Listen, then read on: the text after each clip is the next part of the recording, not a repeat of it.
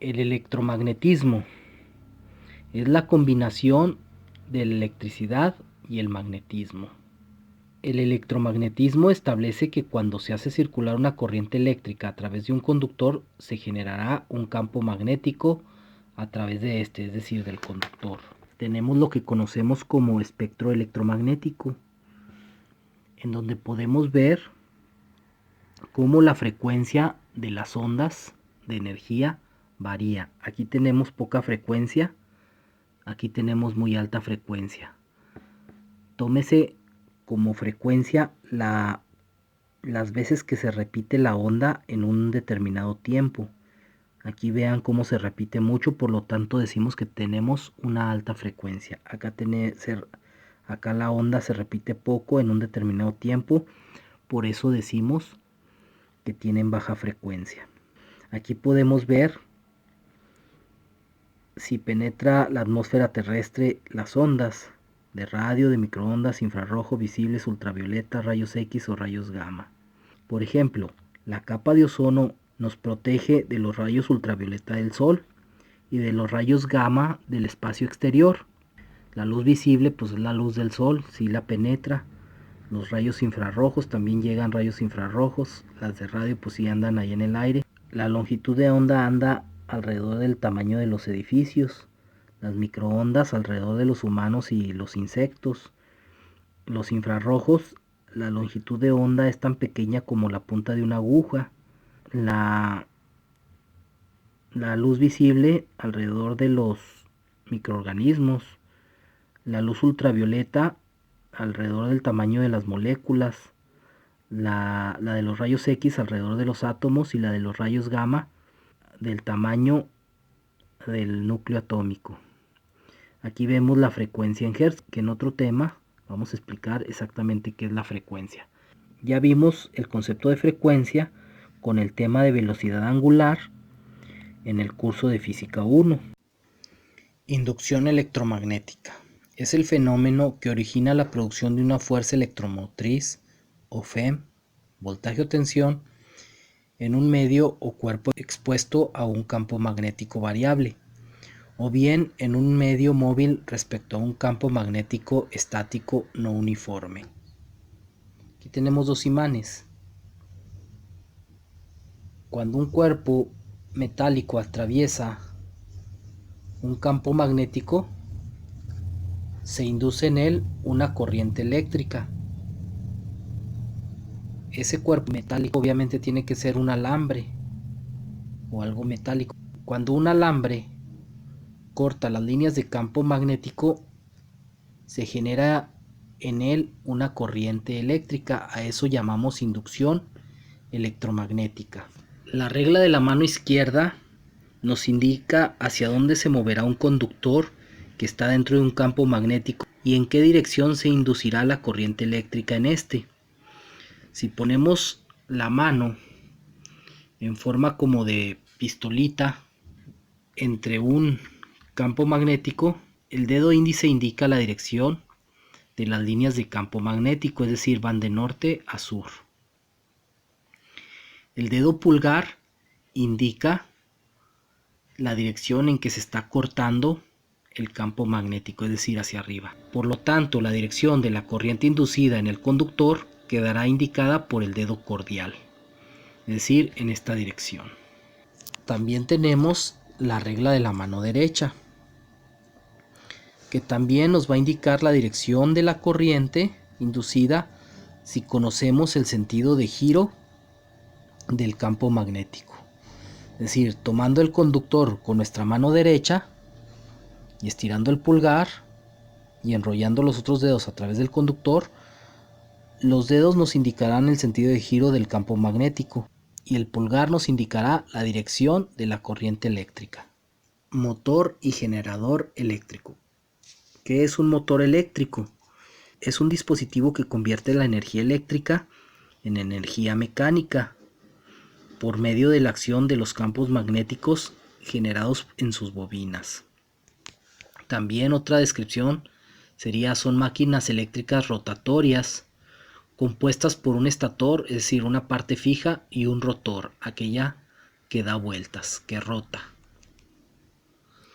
Los motores eléctricos pueden ser de corriente continua o corriente directa y de corriente alterna. ¿Cómo funciona un motor? A grandes rasgos, un motor funciona de la siguiente manera. Tenemos un imán permanente. Estas son las líneas de campo. Tenemos una espira por la cual se hace circular una corriente. Entonces, al circular una corriente se genera un campo magnético alrededor de esa espira, de ese alambre. Por lo que si los polos de los campos magnéticos de la espira y del imán permanente son iguales, va a haber una fuerza de repulsión provocando un giro. De esta manera acá volteará el campo magnético y habrá otra vez la repulsión y girará. Para lograr que el sentido de la corriente varíe y a su vez haga variar la polaridad del campo magnético, tenemos lo que se le conoce como escobillas y las delgas. Esto hace que viene una corriente, se induce un campo magnético, este campo magnético del imán permanente lo repele y lo hace girar.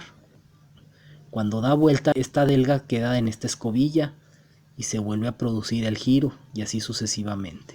Aquí podemos ver un motor eléctrico. Vemos aquí lo que viene siendo el rotor o la parte que gira. Vemos que tiene un eje, el colector de delgas y un núcleo que son los imanes o las espiras. Acá lo vemos ya armado. Tenemos la parte del estator, que es la parte fija, y la parte del rotor, la parte que gira. Aquí lo único que les quiero mostrar es que existen varios tipos de motores, que cada uno funciona de una manera similar, pero con sus diferentes características. Aquí está más o menos cómo Michael Faraday creó el primer generador eléctrico en la historia. ¿Qué fue lo que hizo? Puso un imán permanente y obviamente ese imán producía un campo magnético e hizo pasar un conductor a través de ese campo magnético, con lo cual se produjo un voltaje, diferencia de potencial o FEM, como habíamos dicho. Aquí tenemos una imagen de una gráfica que representa la corriente alterna. Vean aquí cómo está girando el rotor de un generador eléctrico y vean cómo se va produciendo la onda senoidal, que es la que nos representa la señal de la corriente eléctrica que nos llega hasta nuestros hogares a través de los cables de CFE y que encontramos en los enchufes de nuestra casa. Aquí tenemos la posición A, luego gira y obtenemos la posición B en la señal, luego vuelve a quedar como estaba en A, luego vuelve a girar pero queda en sentido inverso y obtenemos la posición D, luego otra vez se repite. Vemos que aquí en A comienza la señal y termina otra vez en A. A esto le llamamos un ciclo. Aquí tenemos otro ciclo. A las veces que se repite esta señal por segundo le llamamos frecuencia. Aquí tenemos la imagen de un dinamo. ¿Qué es un dinamo? Son aquellos dispositivos que traen las bicicletas en las ruedas para generar electricidad. Tiene un imán permanente y un rotor hecho de alambre de cobre. Cuando la rueda gira, hace girar al rotor del dinamo. Al momento de girar, las espiras de alambre del rotor cortan el campo magnético permanente del imán, por lo cual se induce una corriente eléctrica en esos alambres y se recolecta mediante las escobillas. Esto hará que encienda el foco que traen las bicis. El dinamo es un generador de corriente directa y el alternador es un generador de corriente alterna.